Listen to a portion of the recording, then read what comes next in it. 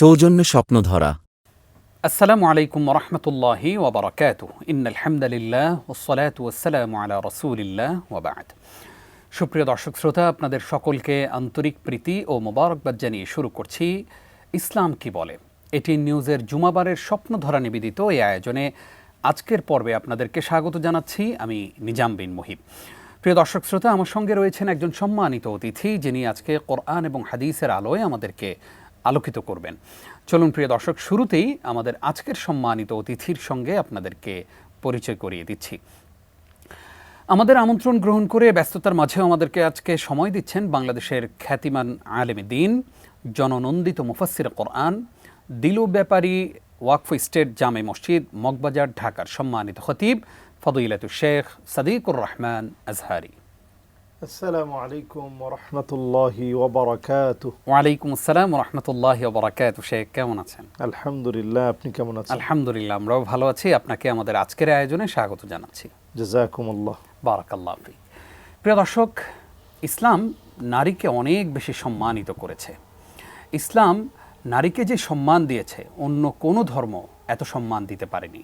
কিন্তু দুঃখজনক হলেও সত্য যে আমাদের অনেক বোনেরাই, মুসলিম নামধারী অনেক বোনেরাই সেই নারীদের সম্মান নিয়ে, মর্যাদা নিয়ে, অধিকার নিয়ে অনেক বেশি কনসার্ন। ইসলামের বাইরে গিয়েও অনেক বেশি অনুশাসন, অনেক বেশি আইন আদালত আমাদেরকে দেখাতে চান। আসুন না, ইসলাম নারীকে কতটা সম্মান দিয়েছে, কতটা মর্যাদা দিয়েছে এবং একজন নারীর অধিকারই বা কী সে বিষয়ে আলোচনা শুনে আসি আমাদের আজকের অতিথির কাছ থেকে। শেখ, একদম শুরুতেই আপনার কাছ থেকে যে আলোচনা আমরা আমাদের দর্শকদেরকে উপহার দিতে চাই তা হলো, ইসলাম কি আসলে নারীকে ঠকিয়েছে?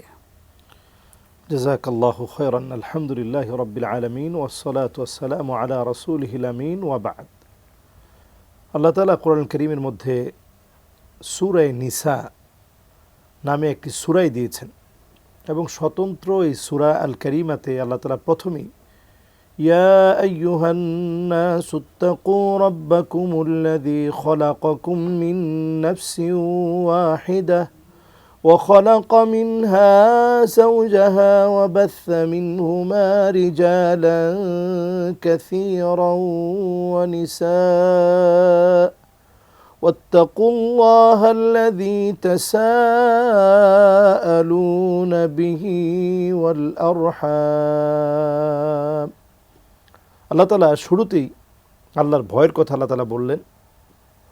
আল্লাহকে কেন ভয় করতে হবে বলেই আল্লাহ তাআলা একটি গুরুত্বপূর্ণ মেসেজ এখান থেকে উঠিয়ে নিয়ে আসলেন যে তোমাদেরকে আল্লাহ তাআলা ছড়িয়ে দিয়েছেন নারী এবং পুরুষে, এবং আল্লাহ রাব্বুল আলামিন আমাদেরকে সৃষ্টি করেছেন এই যে একজন পুরুষ থেকে, তারই খুলিকনা মিন দিলআইন ওয়া মিন আলাহা, সবচেয়ে উপরের বাম পাজরের যে বাঁকা হাড় সেখান থেকে আল্লাহ তাআলা নারীদেরকে সৃষ্টি করেছেন।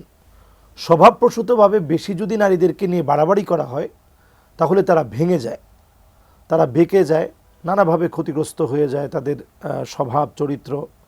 বিভিন্ন অধিকার নিয়ে যখন আপনি অতিরিক্ত বলবেন, আমাদের দেশে যেটা এখন প্রতিনিয়ত হচ্ছে, নারীদেরকে পুরুষ বানানোর একটা অপচেষ্টা চালানো হচ্ছে এবং এটা নানা নামে বেনামে, কখনো এটা ট্রান্সজেন্ডার, কখনো সমকামী, কখনো সমান অধিকার, কখনো নারীদের অধিকারের নামে খুব বেশি বাড়াবাড়ি করা, এগুলো কিন্তু প্রত্যেকটাই অধিকাংশ নবীজি সাল্লাল্লাহু আলাইহি ওয়াসাল্লামের ওই হাদিস অনুযায়ী যে এমন একটা জামানা আসবে যে যেই জামানাতে দেখা যাবে লা ইউকাল্লিমুহুমুল্লাহু ওয়া লা ইউযাক্কিহিম ওয়া লা ইয়ানযুরু ইলাইহিম, যাদের দিকে আল্লাহ তাআলা কথা বলতে চাবেন না, দয়া দেখাতে চাবেন না, মায়া দেখাতে চাবেন না, তাদের মধ্যে অন্যতম হচ্ছে যেই নারীরা পুরুষদের মতো চলবে।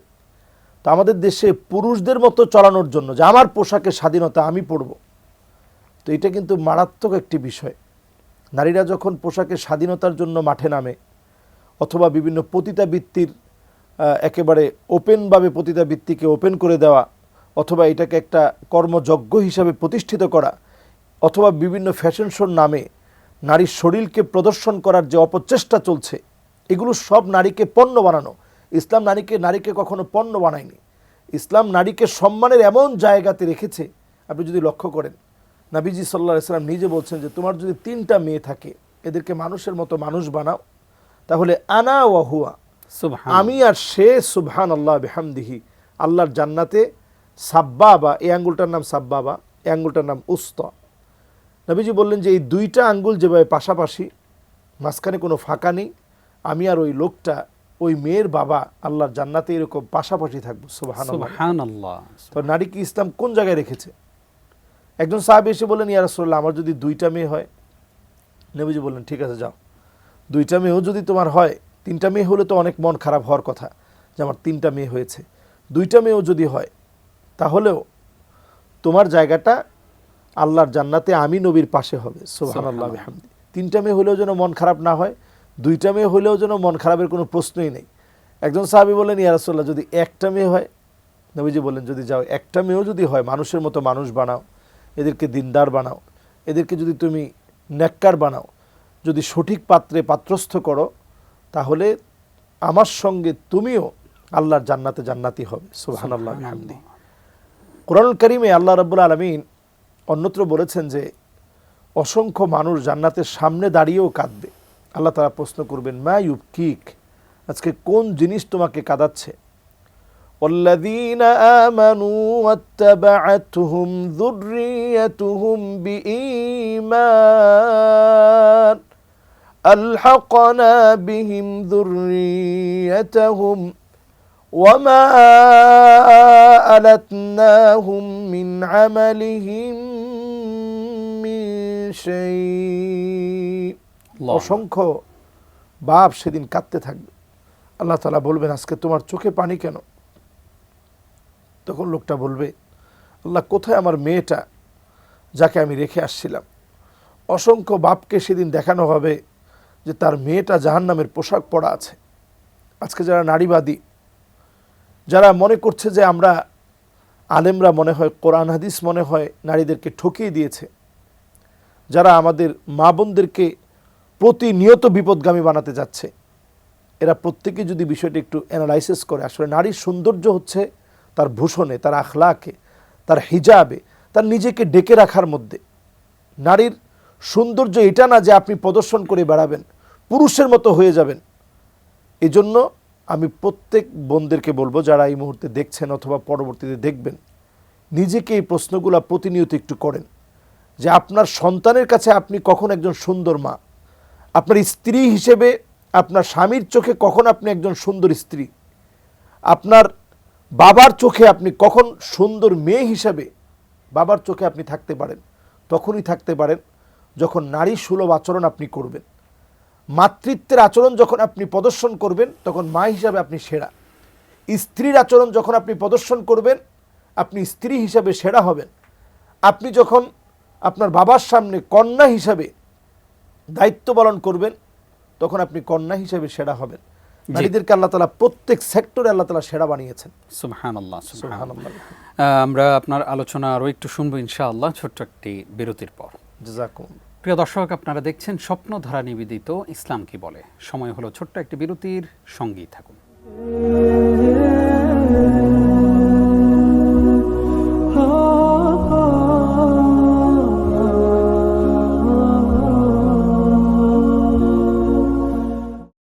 সৌজন্যে স্বপ্নধরা।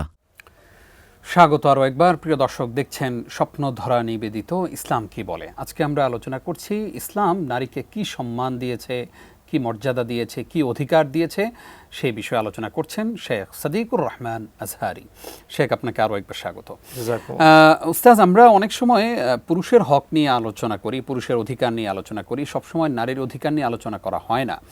আমরা মনে করি নারী তার স্বামীর খেদমত করবে, বাবার খেদমত করবে, মায়ের খেদমত করবে, এরকম আলোচনা আমরা শুনে এসেছি। ইসলাম নারীকে কি অধিকার দিয়েছে? একজন নারীর, একটা মেয়ের, একজন বোনের, একজন মায়ের কি অধিকার রয়েছে? ইসলাম কি দিয়েছে? সুবহানাল্লাহ। মা হিসেবে যখন একজন নারী, তখন আল্লাহ তাআলা তাকে এত বেশি অধিকার দিয়েছেন। আহাক্কুন নাস বিহুসনি সাহাবাতি ক্বালা উম্মুক। প্রশ্ন করেছেন যে আমার সাহচর্যের ক্ষেত্রে সবচেয়ে সুন্দর ব্যবহার কার সাথে আমি করব? নবীজি বললেন, তোমার মায়ের সাথে। ক্বালা সুম্মা মান, এরপরে কে? আবারও বলল মা। এরপরে কে? আবারও বলল মা। এরপরে বলা হলো বাবার কথা। তাহলে আপনি চিন্তা করেন, মা হিসাবে একজন মাকে আল্লাহ তাআলা কত সম্মানিত করেছেন, রাসূল কত সম্মান দিয়ে কথাটা বলেছেন। এরপরে আপনি মায়ের ক্ষেত্রে আল্লাহ রাব্বুল আলামিন এত বেশি সম্মানের জায়গা রেখেছেন। এরপরে যদি আপনি স্ত্রীর ক্ষেত্রে আসেন, স্ত্রীর ক্ষেত্রে স্ত্রীর হকগুলো আদায় করা। জি আমরা অনেক সময় মনে করি, এবং যারা এই সমস্ত নারী অধিকার নিয়ে কথা বলে তারা বলে যে এই আল্লাহ সহ গোটা জগৎ নাকি এটা পুরুষতান্ত্রিক। নাউজুবিল্লাহ মিন যালিক। কত বড় মারাত্মক কথা। অথচ আল্লাহ রাসূল তাআলা- সাল্লাল্লাহু আলাইহি ওয়াসাল্লাম বলেছেন খায়রুকুম লি আহলি খায়রুন নাস হ্যাঁ, খয়রুকুম লি আহলি। খায়রুকুম লি আহলি। জি, এবং যে ওই লোকটা সেরা যে তার পরিবারের কাছে সেরা। সুবহানাল্লাহ। সুবহানাল্লাহ বিহামদি। কত দামি কথা। জি এবং এর বাস্তবায়ন নবীজির আচরণগুলোতে আপনি একটু দেখেন, তাহলে অধিকারগুলো চলে আসবে। জি যেমন রসুল যখন ঘরে আসতেন, ফাকান্নাসা রাসূলুল্লাহ সাল্লাল্লাহু আলাইহি সাল্লাম, নবীজি সাল্লাল্লাহু আলাইহি সাল্লাম নিজেই ঘরটা ঝাড়ু দিতেন।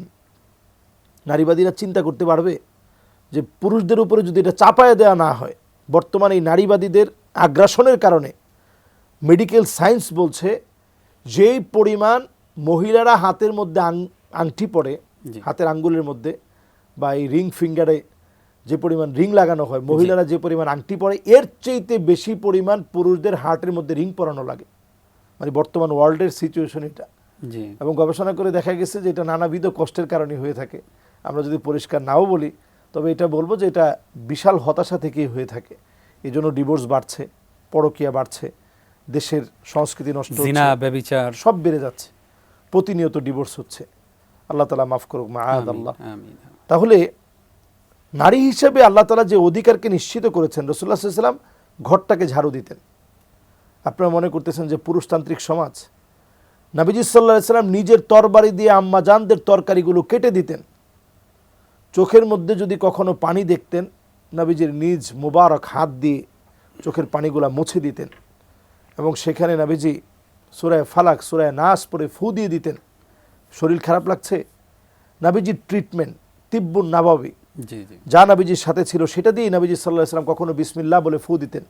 বিসমিল্লাহি তুরবাতু আরদিনা, মাটির মধ্যে নবীজি ফু দিয়ে দিস, বিসমিল্লাহ বলে ফু দিয়ে দিয়েছে, চোখের পানিগুলো মুছে দিয়েছে। সাধ্য অনুযায়ী কী পরিমাণ ট্রিটমেন্ট করেছেন আপনি একটু চিন্তা করেন। নবীজি প্রায় সময় ক্ষুধার্ত হয়ে আসতেন। ফজরের নামাজের পরে নবীজির কিছু খাওয়ার, হালকা খাওয়ার অভ্যাস ছিল। তিনি আসতেন এবং জিজ্ঞাসা করতেন ঘরে কি কিছু আছে। প্রায় সময় উত্তর আসতো, নবী ঘরের মধ্যে কিছুই নাই। নবীজি বলতেন যাও তাহলে রোজা রেখে ফেললাম। কিছু না খেয়েই নবীজি রোজা রেখে ফেলতেন। কিন্তু আম্মাজানরা একবারও বলে নাই যে ঘরের ভিতরে কিছু থাকবে কেমনে, আপনি তো কিছু আনেননি। এই অভিযোগ কখনো তারা করেনি। নবীজির তো আল্লাহর কাছে কিছু চাওয়ার দরকার হতো না, যদি শুধু মনের ভিতরে আসতো। লা সার আল উহুদু যাহাবা, গোটা উহুদ পাহাড়টা মনের ভিতরে আসলেই স্বর্ণ হয়ে যেত। এমন রসুল আমার খাবারের কষ্ট করেছেন, স্ত্রীরা কখনো খোটা দেননি। অথচ আমাদের অনেকের স্ত্রীরা বলে তোমার সংসারে আইসাই আমার জীবন আমার জীবন শেষ। এখন তো অধিকাংশ নারীদের ভিতরে এখন আন্না না পাওয়া যায়। আন্না না মানে হচ্ছে সব আমার নামে দিয়ে দাও, জি জি তোমার মা বাপের নামে কিছু দেওয়া দরকার নেই, তোমার মাকে কিছু টাকা দেওয়া দরকার নেই, ভাইকে টাকা দেওয়া দরকার নেই, আপনার টাকা আপনি তো সবাইকে দিবেন। আল্লাহ তাআলা দুর্বলদের জন্যই তো আপনাকে রিজিক দিয়েছেন। জি জি আপনার মা বাপ যখন দুর্বল হয়েছে তাদের জন্য ব্যয় করবেন। এরপরে দেখা যায় প্রতিনিয়ত খোটা, এটাকে মান্না বলা হয়। এটা ইহুদিদের বৈশিষ্ট্য ছিল, এটা আমাদের বৈশিষ্ট্য না। এরপরে দেখবেন হান্না, এটা কেমন? সারাদিন কষ্ট করে আসছেন, বলছেন এক গ্লাস পানি দিও তো। এই পানিটা পর্যন্ত স্বামীকে ঢেলে খাওয়ানোটা দায়িত্ব তোমারটা বলে তুমি মনে নিয়ে করেন। খাও। তোমারটা তুমি নিয়ে খাও। এই আচরণগুলো মুসলিম রমণীদের না। এরপরে কান্না, স্ত্রী হয়ে স্বামীর ছায়াটা দেখতে পারে না, যে তোমার দেখলে আমার বিরক্ত লাগে। এটি মারাত্মক ধরনের অপরাধ। এরপরে দেখবেন হাদ্দা আঁকা, এটা হচ্ছে এমন যে আপনি কোনো কিছু কিনে আনলেন। আমরা তো এখন দেখা যায় যে মা বোনরা নিজেরাই গিয়ে মার্কেট করে, জি জি স্বামীর কিনে আনার জন্য অপেক্ষায় থাকে না। অথচ স্বামী কিনে আনবে, স্ত্রী দেখে বলবে আলহামদুলিল্লাহ এত সুন্দর হয়েছে, কিন্তু দেখা মাত্র বলে যাই কি কালার, এই কালার তো মরে যাবে, এই কালার বাঁচবে না, জি জি মরে তো যাবো আমরা বলি যে কালার মরে যাবে। এরপরে দেখা যায় সাদ্দা আঁকা, কথায় কথায় তর্ক করা, এটা কিন্তু ইহুদি মহিলাদের আচরণ ছিল। জি জি এরপরে বাররা আঁকা, স্বামীর গায়ে হাত তোলা। এখন এগুলো ফেসবুকের এই সোশ্যাল মিডিয়াতে অহরহ আমরা দেখছি। জি জি এই জন্য আমরা বলবো যে অতি নারীবাদী হওয়া এটা একটা সংস্কৃতি, আদর্শ, একটা দেশ, একটা রাষ্ট্র, একজন নারীকে শেষ করে দেওয়া। প্রসঙ্গত শেখ আমরা বলতে চাই যে নারীদের উপরে, নারীদের গায়ে কেউ হাত তুললে অথবা নারীদেরকে কেউ নির্যাতন করলে, নারীদের অসম্মান করলে ঠিক আমরা যেইভাবে জেগে উঠি, পুরুষরা এই সমাজে যে কতটা নির্যাতিত, এই পুরুষ নির্যাতন নিয়ে কেউ কথা বলে না। কি হ্যাঁ, এই জন্য তো পুরুষ নির্যাতন নিয়ে তো কথা বলা উচিত। আমরা এমনি মানে কথা না বলার পরেও তো মনে করে যে আলেমরা নারীবাদী না, একেবারেই আলেমরা সব পুরুষবাদী।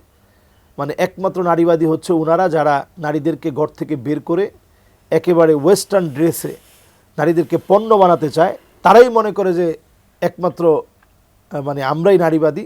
আর আলেম ওলামা সহ সবাই, এমনকি দেখুন আমাদের দেশে আমরা কত হাস্যকর উক্তি শুনি। একটা টিপ পড়েছে, এটা তার ব্যক্তিগত বিষয়, সে টিপ পড়েছে, তার জবাব সে দিবে, কিন্তু সে সেখানে আলেমদেরকে এমনভাবে কটূক্তি করতেছে, অন্তত এই জায়গা তো ঢেকে আছে, আরও অনেক টিপ পড়েন, এটাকে ইন্সপায়ার করেন, আরও অনেকগুলো টিপ আপনি পড়েন, চিন্তা করেন, তাহলে কতটুকু মারাত্মক অবমাননা সে ইসলামকে নিয়ে করেছে, হিজাবকে নিয়ে করেছে। তো এই জাতীয় কর্মকাণ্ড কিন্তু হচ্ছে।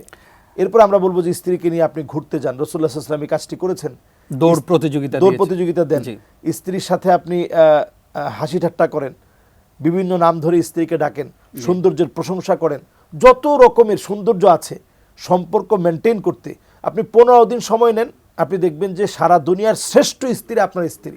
শুধু 15টা দিন আপনি স্ত্রীর দিকে আপনি তাকিয়ে থাকেন, স্ত্রীর সৌন্দর্যের প্রশংসা করেন, স্ত্রীকে দেখে আপনি আপনার মনের ভিতরে আপনার শ্রেষ্ঠ স্ত্রী হিসাবে তাকে আপনি জায়গা করে দেন, দেখবেন তার অধিকারও সে ফিরে পাবে, ঝগড়া বিবাদ একেবারেই দূর হয়ে যাবে, আর ঝগড়া করার সুযোগ তো নাই, সমাজে ডিভোর্স তালাকের সংখ্যাও কমে যাবে।